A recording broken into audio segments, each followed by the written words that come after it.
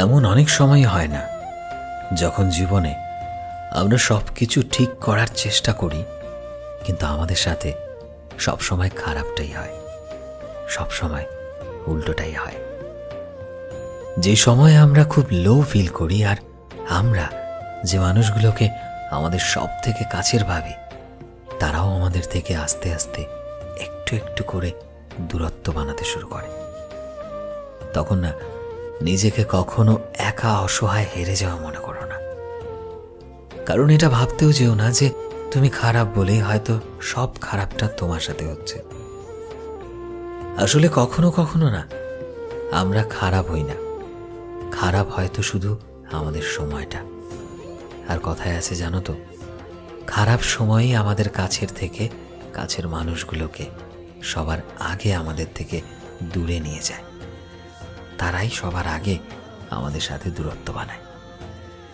কিন্তু একটা মজার কথা কি বলতো, এই খারাপ সময়টা কিন্তু আমাদের সাথে সারাটা জীবন থাকে না, একটা না একটা সময় ঠিক কেটে যায়।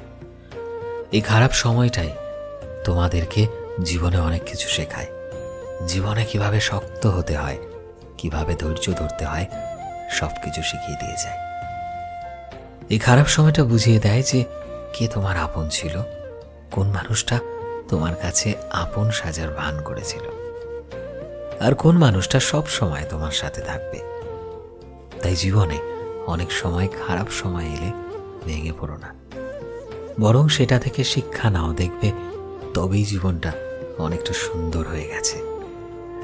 আর সব থেকে বড় কথা কি বলতো, খারাপ সময় সারা জীবন থাকে না, আর এই খারাপ সময়টা আসে বলেই তো আমরা ভালো সময়টাকে চিনতে পারি, আপনজন কাকে বলে সেটা বুঝতে পারি।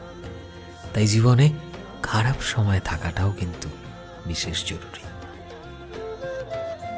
সো ফ্রেন্ডস, আমি শোভন ছিলাম তোমাদের সাথে, কলমে বিশ্বজিৎ।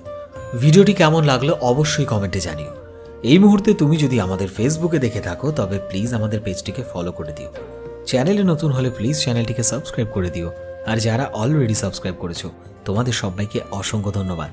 দেখা হচ্ছে নতুন একটা দিনের নতুন একটা ভিডিওতে। টিল দেন সবাই ভালোবাসায় থেকো এবং সবাইকে ভালোবাসায় রেখো। Thank you.